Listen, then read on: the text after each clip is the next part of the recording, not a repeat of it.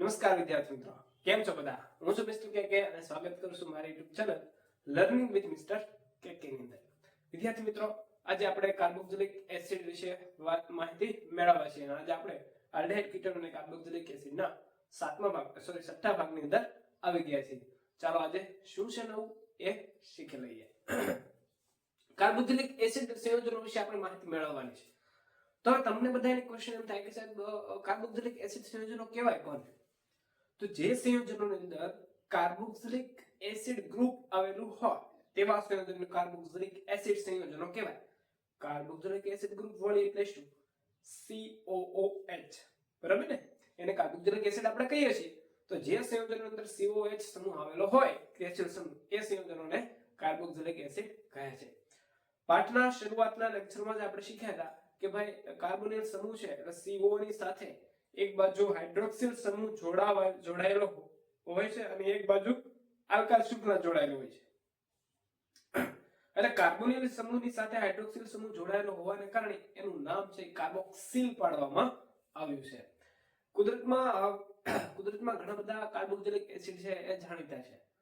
ખાસ કરીને કુદરતમાં મળતી કુદરતી ચરબી હોય એ ચરબીમાં એસ્ટર તરીકે ગ્લિસરોલનો એસ્ટર તરીકે ફેટી એસિડ નામનું એક સંયોજન કે જે કાર્બોક્સિલિક ગ્રુપ ધરાવે છે એ હાજર હોય છે કે જેની અંદર કાર્બનની શુક્લા C12 થી લઈને C18 જેટલી હોય છે. અને આ જે કાર્બોક્સિલિક એસિડ સંયોજનો છે એ ઘણા બધા ઘટકો, ઘણા બધા પદાર્થોની બનાવટમાં પણ એ ઉપયોગી છે. જોઈએ એનું નામકરણ. તો પહેલાના સમયમાં કેવું હતું કે ભાઈ નામકરણ કરવા માટે જે સંયોજન જેમાંથી મળી આવ્યું હોય એના ઉપરથી એનું નામકરણ છે કરવામાં આવતું હતું. દાખલા તરીકે ફોર્મિક એસિડ, જે ફોર્મિક એસિડ છે એ કીડીના ડંખમાંથી મળે છે. કીડી આપણને ડંખ મારે એની અંદર જેના કારણે આપણે બળતરા થાય છે, એ બળતરામાં જે એસિડ હોય એ એસિડનું નામ છે ફોર્મિક એસિડ. કારણ કે કીડીને ઇંગ્લિશમાં લેટિન ભાષામાં ફોર્મિકા કહેવાય. એના ઉપરથી એનું નામ આપ્યું છે ફોર્મિક એસિડ, જેને આપણે IUPAC માં મિથેનોલ કહીએ છીએ, મિથેનોઇક એસિડ કહીએ છીએ. એવી રીતે એસિટિક એસિડ વિનેગારમાંથી મળી આવેલું છે જેને IUPAC માં ઇથેનોઇક એસિડ કહીએ છીએ. અને ત્રીજું છે બ્યુટેરિક એસિડ. જે બ્યુટેરિક એસિડ છે એ વિકૃત વાસવાળા માખણમાંથી મળી આવેલો હોવાથી એનું નામ છે બ્યુટેરિક એસિડ પાડવામાં આવ્યું છે. કયા સ્ત્રોતને આધારે એનું નામ પાડવામાં આવ્યું એ તમને MCQ માં પૂછી શકે છે. અને વિકૃત વાસવાળા માખણમાંથી કયો એસિડ મળે છે તમને MCQ માં પૂછી શકાય છે. તો નામ આપી દેવાનું બ્યુટેરિક એસિડ. તો એવી રીતે મેં અલગ અલગ તમને નામકરણ છે એ કાર્બોક્સિલિક એસિડ સંયોજનોના આપ્યા છે. એકદમ ઈઝી છે, ચાલો શીખીએ. જો કુદરતી ચરબીમાં ગ્લિસરોલ એસ્ટર છે ફેટી એસિડ C12 થી લઈને C18 સુધી. નામકરણમાં વાત કરીએ તો આ જે મિથેનોઇક એસિડ, જેને ફોર્મિક એસિડ પણ કહેવાય, કીડીમાંથી મળી આવે.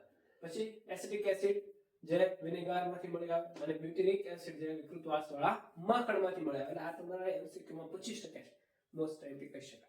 રેડી? ઓકે. હવે આપણે જનરલી આગળ શૃંખલા છે જોતા જઈએ. જો ખાસ કરીને અમુક એવા ક્રિયાશીલ સમૂહ હોય, આ જે કાર્બોક્સિલિક એસિડ સમૂહ છે એ શૃંખલામાં 2 થી 3 વાર આવેલા હોય તો શું કરવાનું? જે તમારી મેઇન શૃંખલા હોય એમની એમ નહીં, પરંતુ જે એસિડને પ્રત્યે ડાયટાઇટ્રેટર લગાડી અને એનું નામકરણ છે IUPAC માં કરવાનું. સામાન્ય નામ એના શું છે એ તો હું તમને કહેવાનો જ છું, પણ જ્યારે એનું IUPAC નામ તમે કરો ત્યારે જે મેઇન શૃંખલા આલ્કેન શૃંખલા એમને રાખવાની અને પાછળ ડાયટાઇટ્રેટર પૂર્વક છે એ લગાડવાનો રહેશે. ઓકે, ચલો. 2 વાર COH સમૂહ આવે. જો 2 વાર એવો મતલબ ડાય થઈ ગયું. કાર્બન 2 એટલે જો IUPAC ની વાત કરું, કાર્બન 2 છે એટલે ઇથેન. 2 વાર એસિડ ગ્રુપ છે એટલે માટે ડાય અને એનો પ્રત્યય છે ઓઇક, બરોબર? એટલે ઇથેન ડાયોઇક એસિડ. જો ઇથેન ડાયોઇક એસિડ અને એનું નામ છે ઓક્ઝેલિક એસિડ. સામાન્ય નામ શું છે એનું? Oxalic acid. આ ઓક્ઝેલિક એસિડ ટમેટાની અંદર હાજર હોય છે. ઓકે. પછી એક એક કાર્બનની શૃંખલા બતાવતા જઈએ. જાણે 2 કાર્બન હતા, 3 આવે તો પહેલાનું નામ તો શૃંખલા એક ને એક જ રહેશે. જો 2 ક્રિયાશીલ સમૂહ એના એક છે. શૃંખલા બધી ઇથેનમાંથી પ્રોપેન ડાયોઇક એસિડ, પછી butane dioic acid, pentane dioic acid, hexane dioic acid, એમાં આગળ આવતું જાય, બરાબર? IUPAC માં તો અહીંયા 2 COH સમૂહ છે અને એક CH2, 3 કાર્બન હોય તો એને સામાન્ય નામ છે મેલોનિક એસિડ. એવી રીતે 4 કાર્બન હોય અને 2 COH સમૂહ હાજર હોય તો એને કહેવાય સક્સેનિક એસિડ. 5 કાર્બન હાજર હોય તો એને કહેવાય ગ્લુટારિક એસિડ અને 6 કાર્બન આવી રીતે શૃંખલામાં હાજર હોય તો એને કહેવાય એડિપિક એસિડ. વિદ્યાર્થી મિત્રો, આ તમને MCQ માં પૂછી શકે છે કે નીચેના પૈકી ગ્લુટારિક એસિડનું સ્ટ્રક્ચર જણાવો. તો તમને એ ખ્યાલ હોવો જોઈએ ગ્લુટારિક એસિડના સ્ટ્રક્ચરમાં કેટલા કાર્બન આવેલા હોવા જોઈએ. જો યાદ રાખજો, એને યાદ રાખવા માટે હું તમને ટ્રીક આપું છું. આ જે ઓક્ઝેલિક એસિડ આ તમને ક્રમમાં યાદ રાખવા અગત્યનું છે, કારણ કે ઓક્ઝેલિક એસિડમાં 2 કાર્બનથી શરૂઆત થાય છે, બરાબર? ઓકે, આને યાદ રાખવા માટેની ટ્રીક છે oh my sweet green apple. શું oh my sweet green apple. બરાબર વિદ્યાર્થી મિત્રો, આ ટ્રીક છે, યાદ રાખી લેવાની તમારે. ઓ એટલે ઓક્ઝેલિક એસિડ, માં એટલે મેલોનિક એસિડ, સ્વીટ એટલે સક્સેનિક એસિડ, ગ્રીન એટલે ગ્લુટારિક એસિડ અને એપલ એટલે એડિપિક એસિડ.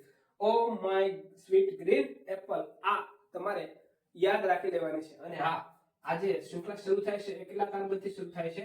2 થી આગળ વધતા 2 થી 3 4 5 અને 6. તો ગ્લુટારિક કીધું તો એમાં કાર્બન કેટલા આવવા જોઈએ? 5, અને એમાં 2 ક્રેસિલ સમૂહ આવેલા હોવા જોઈએ. ખ્યાલ આવશે વિદ્યાર્થી મિત્રો કઈ રીતે તમારે નામકરણ કરવાનું છે? આ તમારા માટે અગત્યનું છે, બોર્ડની પરીક્ષામાં પૂછાઈ શકે એવો પ્રશ્ન છે. ઓકે, ચાલો. સર 3 કાર્બન શૃંખલા ક્રેસિલ સમૂહ આવેલા હોય તો કઈ વાંધો નહીં, 3 આવે તો આપણે પહેલા શૃંખલા લખી દીધું. ચાલો, કેટલા છે જો? 3 કાર્બન, 1 છે, આ 2 છે અને આ 3 છે. 1 2 3 3 કાર્બનની શૃંખલા છે. 3 કાર્બન શૃંખલા એટલે એનું આઈયુપીએસી નામ પ્રોપેન.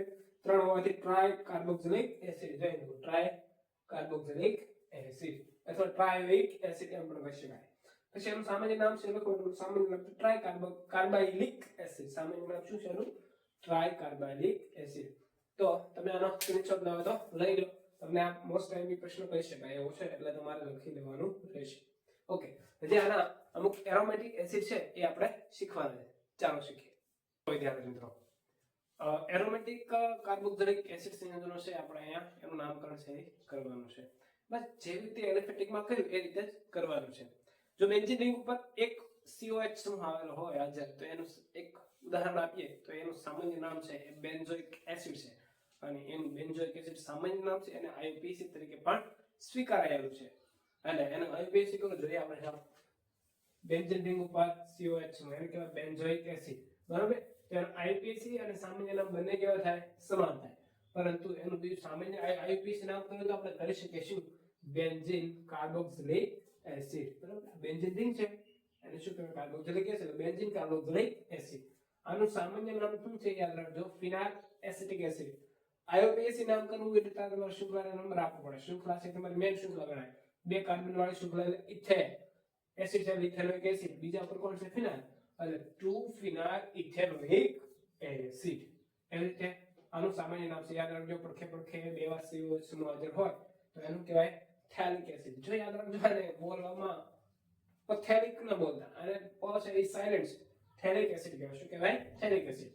અને એનું આઈયુપીએસી નામ કરવું હોય તો સોરી, હા IUPAC benzene 1,2 dicarboxylic acid. Benzene 1,2 dicarboxylic acid. તો આ રીતે એરોમેટિક સંયોજનોનું પણ નામકરણ આપણે કરી શકીએ છીએ. કાર્બોક્સિલિક સમૂહનું બંધારણ છે કઈ રીતનું છે આપણે તમને વાત કરી દઉં. કાર્બોક્સિલિક સમૂહનું બંધારણ મેં લીધું છે, કાર્બન છે એની સાથે 2 સમૂહ હાજર હોય, તમને ખ્યાલ છે. આ CO કાર્બન કાર્બન, એની સાથે એક OH અને કોઈ R તરીકે હું દેખાતો નથી, ખાલી સંયોજકતા દર્શાવી છે.